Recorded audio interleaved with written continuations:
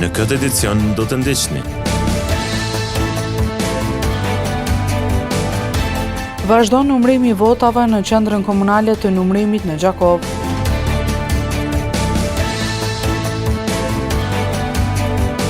A do të kemi qeverinë Kurti 3 apo zgjedhje të reja? Çfarë thot politologu Melazim Koci? Përshëndetje, po fillojmë edicionin qendror të lajmeve këtu në televizionin Syri. Në qendrën e numrimit të votave në Gjakov është duke vazhduar procesi numrimit të votave të kandidatëve për asamble. Amir Rexha i ka pohuar mediumit tonë se puna është duke vazhduar mirë dhe brenda pak ditësh pritet të finalizohet i gjithë procesi dhe se aktualisht janë të angazhuara 13 ekipe të cilat po punojnë në 2 ndërrime. Pas përfundimit të zgjedhjeve lokale të mbajtura me 12 tetor 2025, procesi numrimit të votave për kuvendet komunale në Republikën e Kosovës ka hyrë në fazën e tij të vazhdueshme. Zyrtari i lartë komunal i zgjedhjeve në komunën e Gjakovës Amir Rexha ka njoftuar se fillimisht do të bëhet verifikimi i flet votimeve, të cilat kanë qenë për të votuar për kryetar të komunave, për të parë nëse flet votimet përputhen me numrin e qytetarëve që kanë votuar. Pas verifikimit të këtyre flet votimeve, Rexha për medium tonë bëri të ditur që do të vazhdojnë edhe me numrimin e votave për kandidatët të cilët ishin pjesë e listave të subjekteve politike për të bërë pjesë e kuvendeve komunale. Në këtë proces i cili është më i rëndësishmi pas procesit zgjedhor, Rexha i tha që janë të angazhuar 13 ekipe me 2 ndërrime në mënyrë që ky proces të përfundojë sa më shpejt dhe të jetë sa më transparent. Me kalimin e fazave të verifikimit dhe numrimit, përfundimi i këtij procesi do të sigurojë që rezultati të reflektojë vullnetin e qytetarëve dhe të mundësojë funksionimin e kuvendeve komunale me bazë të fortë ligjore dhe shoqërore. Kryeministri Albin Kurti qysh ka deklaruar se gjatë kësaj jave do të angazhohet për krijimin e qeverisë së re. Ndërkohë një intervistë virtuale, politologu Melazim Koci tha që ka pak gjasa që të ndodhë formimi i qeverisë nga kryeministri në detyrë në afatin prej 15 ditëve. Pas konstituimit të kuvendit të Kosovës me rëndësi për Republikën e Kosovës është formimi i qeverisë së Kosovës, për të cilën tashmë presidentja Osmani e ka mandatuar kryeministrin në detyrë Albin Kurtin për të tentuar ta formojë qeverinë e re të vendit 8 muaj pas zgjedhjeve të përgjithshme. Njohësi i çështjeve politike Melazim Koci në një intervistë për televizionin Syri tha se ka pak gjasa që të ndodhë formimi i qeverisë nga kryeministri në detyrë në afatin prej 15 ditëve.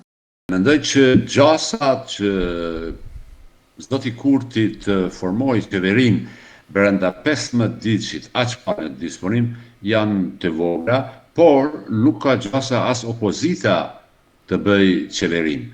Do të thotë janë në një pat pozicion nga i cili vështirë është të dilet sepse asnjëra as para tjetër nuk e ka numrin e nevojshëm për formimin e qeverisë. Koci tha që për të shmangur disa dëme të cilat mund t'i bëhen shtetit nga mos krijimi i një qeverie funksionale, atëherë zgjidhja më e mirë për një periudhë do të ishte formimi i një qeverie kalimtare. Unë mendoj se ndoshta zgjidhja më e mirë për Kosovën do të ishte diçka tjetër në këtë situatë, krijimi i një qeverie kalimtare me bazë të gjerë, me sa më shumë parti, për vetëm 3-4 muaj, e cila do të kryente disa çështje urgjente për Kosovën, siç është buxheti, miratimi i buxhetit, që Kosova të mos bllokohet pas vitit të ri, pastaj miratimi i disa marrëveshjeve ndërkombëtare për çka janë bllokuar fonde të Bashkimit Evropian dhe të tjerë, të bëj amandamentimin e kushtetutës nenit 67 që shkaktoi në bindjen time këtë blokadë që të mos përsëritet sërish blokada pas zgjedhjeve të ardhshme. Teksa kanë mbetur edhe 12 ditë nga afati për formimin e qeverisë, Albin Kurti, kryeministër në detyrë i Republikës së Kosovës, theksoi se po e bëjnë një plan për një gjë të tillë në ditët në vijim.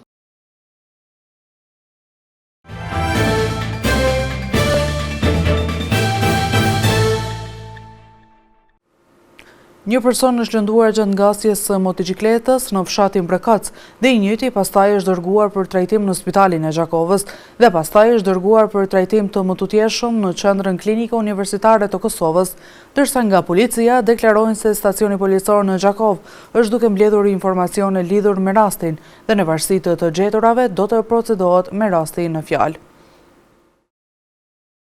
Një vet aksident komunikacioni ka ndodhur sot rreth orës 13:30 në fshatin Brekoc, ku dyshohet se një i lënduar mashkull i moshës madhore, derisa ishte duke drejtuar një motociklet, kishte pasur një marrëmendje dhe ishte rrëzuar në trotuar. Doktor Ilir Hasane, shef i repartit të emergjencës në spitalin Nisa Greza, në një prononcim për mediumin ton, ka treguar detaje në lidhje me gjendjen e pacientit. Sjell një aksident me motor, pacienti të leo aksidentu. Gjendja pacientit të konë stabile, ka pas lëndime, në bo egzaminimet, po për shkak trajtimet që është dashtë më kujmë maj specializu, më është dashtë me që në Prishtinë. Ekipi ynë është drejtuar edhe te Policia e Kosovës për informata më të detajuara në lidhje me rastin.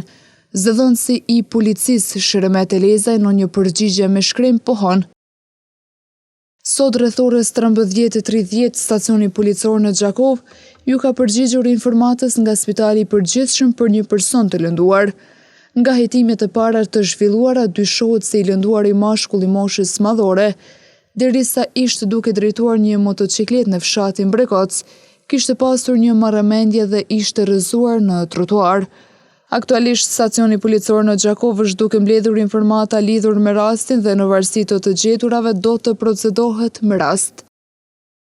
Tutje bëhet e ditur se pas ekzaminimit mjekësor në Gjakov, i lënduari është dërguar për trajtim të mëtutjeshëm në QKUK. Që nga fillimi i muajit shkurt në Kosovë ka hyrë në fuqi dhe ka nisë zbatuari lista e çmimeve të barnave në vend. Mediumi jon disa herë ka raportuar për ankesat e farmacistëve, por edhe të pacientëve në zbatueshmërinë e plotë të këtij ligji, ndërkohë sot farmacistët shpjegojnë se ndryshimet janë rezultati i harmonizimit të çmimeve, pasi më parë çmimet dallonin nga rajoni në rajon. Pas nisjes së procesit të unifikimit të çmimeve të barnave në vend, gjendja tashmë nëpër farmacitë lokale ka filluar të stabilizohet. Farmacistët bëjnë me dije se nuk ka mungesë të madhe të barnave, duke siguruar qytetarët se furnizimi është i mjaftueshëm. Nga unifikimi, disa medikamente kanë pasur rënje të çmimit krahasuar me periudhën e mëparshme, ndërsa disa të tjera kanë shënuar rritje. Farmacistët shpjegojnë se ndryshimet janë rezultati i harmonizimit të çmimeve, pasi më parë çmimet dallonin nga rajoni në rajon. Tashmë çmimet po vendosen pas krahasimit të tyre me të gjithë Ballkanin, duke synuar një standard të unifikuar dhe të drejtë për qytetarët. Farmacistët ndër të tjera theksojnë se ky proces po ndihmon në rregullimin e tregut dhe po krijon një transparencë më të madhe për konsumatorët.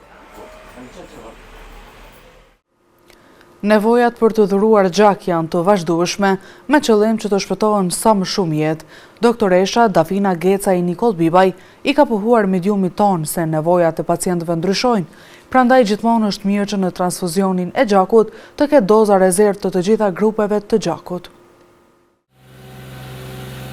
Në Gjakov, përpjekjet për të rritur numrin e dhuruesve vullnetar të gjakut po vazhdojnë dita ditës.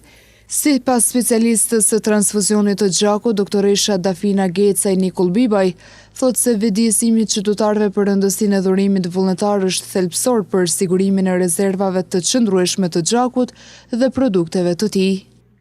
Po mundohem me jep maksimumin me rritë numrin e dhuruesve vullnetar, sepse kur vëdjesohet popullata dhe rritet numri i dhuruesve vullnetar, padyshim që atëherë gjithmonë stoku i transfuzionit do të ketë gjak dhe produktet gjakut, edhe nuk ka nevojë as mund ngushtu familjarët edhe na si transfuziolog, do të thotë mundemi me kry pa problem punën tonë dhe mos me pas asnjë problem pacientat me mungesë gjakut. Doktoresha Gecaj Nikol Bibaj shton se ndonse numri i dhuruesve vullnetar në Gjakov ende nuk është në nivelin e kënaqshëm, vërehet një rritje graduale e vedijes. Në Gjakov nuk është që edhe numri i dhuruesve vullnetar është shumë i kënaqshëm, por besoj që ka nis pak më vedisu edhe përveç që ka nis me u rrit pak numri i dhuruesve vullnetar, por është shumë mirë që bëhet sa më shumë promovimi i dhurimit gjakut, sepse duhet ta di çdo dhurues që gëzojnë shëndet mirë, benefitet e dhurimit gjakut, benefitet shëndetësore që i ka, se do më thonë e dim që çdo dhurues i gjakut kur e ka shëndetin mbrohet edhe nga smundjet kardiovaskulare, do më thonë mandej ata që e kanë me trashëgimi për hipertension apo rritje tensionit, edhe kur dhurojnë gjak atëherë vetëm me vlerat e tyre, domethënë stabilizohen edhe mbrohen nga rritja e kolesterolit ose triglicerideve. Përveç përfitimeve shëndetësore, dhuruesit vullnetar gëzojnë edhe lehtësime të ndryshme. Janë benefitet mandej shëndetësore, benefitet e dhuruesve që i takojnë çdo dhuruesi vullnetar, sepse dim që çdo dhurues vullnetar merr kartelën, pajiset me kartelë shëndetësore, edhe ju takon pas çdo dhurimi vullnetar 2 ditë pushim, mandej benefitet tjera që tani i kemi bë, janë çdo dhurues vullnetar ka drejt edhe në bazë kontributit të tyre që e dhojnë, e lirohen prej gjitha shërbimeve shëndetësore, domethënë lirohen prej pagesave. Sipas doktoreshës Geca Nikol Bibaj, çdo dozë gjaku që dhurohet i nënshtrohet kontrollit laboratorik ku testohet për sëmundje infektive, duke garantuar sigurinë e plotë për çdo pacient që merr gjak.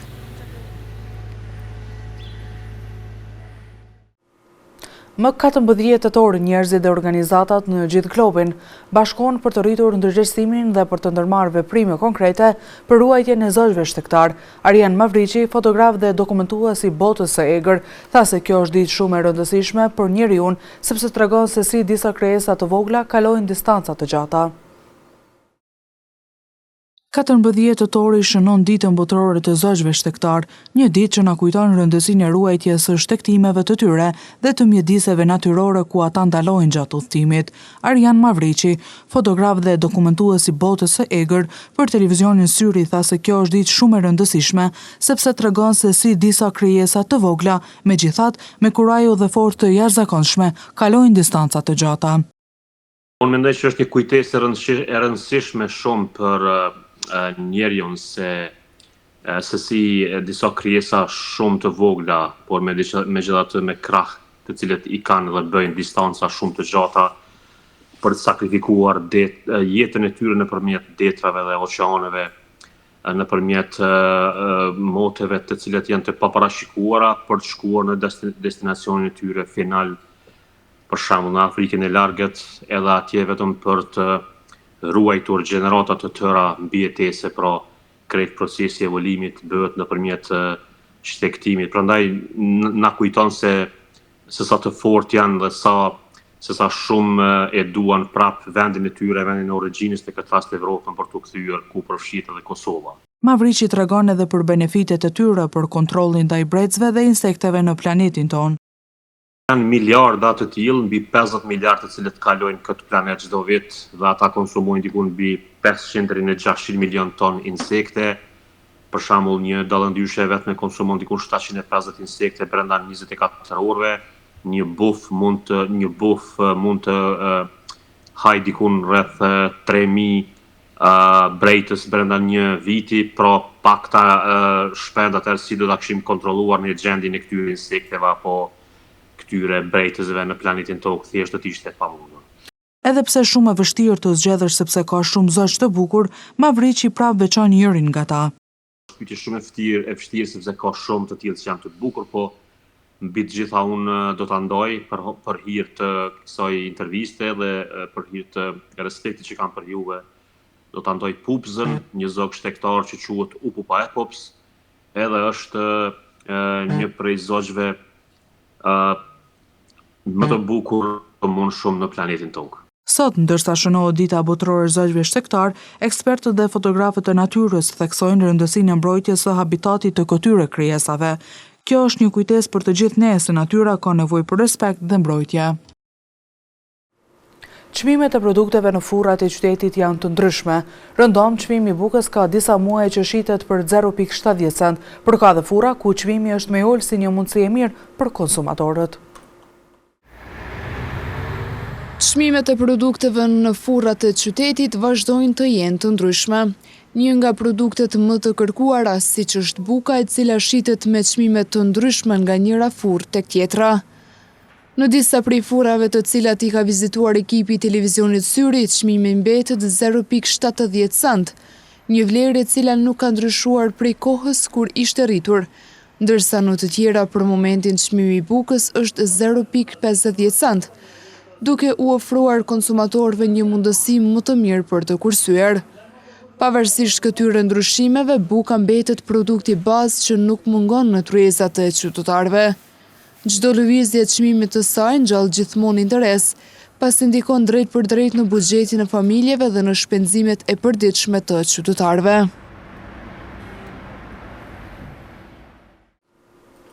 Në vazhdim të ndjekim parashikimin e motit për ditët në vijim. Mot me diell dhe vranësira kanë bizotruar sot gjatë ditës, me temperaturat që kanë lëvizur nga 8 deri në 18 gradë Celsius. Për nesër parashihen temperaturat nga 6 deri në 18 gradë Celsius, karakterizuar nga moti vranët e me diell. Moti vranët e me diell pritet të mbizotroj edhe të enjtën, me temperatura që do lëvizin nga 9 deri në 17 gradë Celsius. 10 deri në 15 gradë Celsius pritet të jenë temperatura gjatë së premtës, karakterizuar nga moti vranët e me reshje shiu. Moti ngjashëm pritet të jetë edhe gjatë së shtunës, me temperatura që do lëvizin nga 8 deri në 15 gradë Celsius. E diela do të karakterizohet nga diell dhe vranësira të kopaskëshme, me temperaturë minimale 5 gradë, ndërsa maksimalja pritet të jetë 16 gradë Celsius. Mot me diell dhe vranësira pritet të jetë edhe gjatë së hënës, shoqëruar nga temperatura që do lëvizin nga 7 deri në 17 gradë Celsius.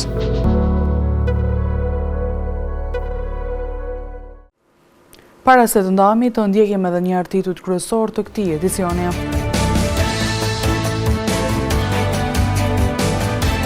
Vazhdon numërimi i votave në qendrën komunale të numërimit në Gjakov.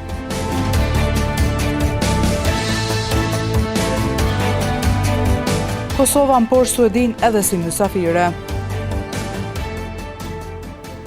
Këtu merr fund ky edicion qendror i lajmeve. Ju mund të vazhdoni të na ndiqni në televizionin Syri si dhe rrjetet tona sociale. Mirupafshim.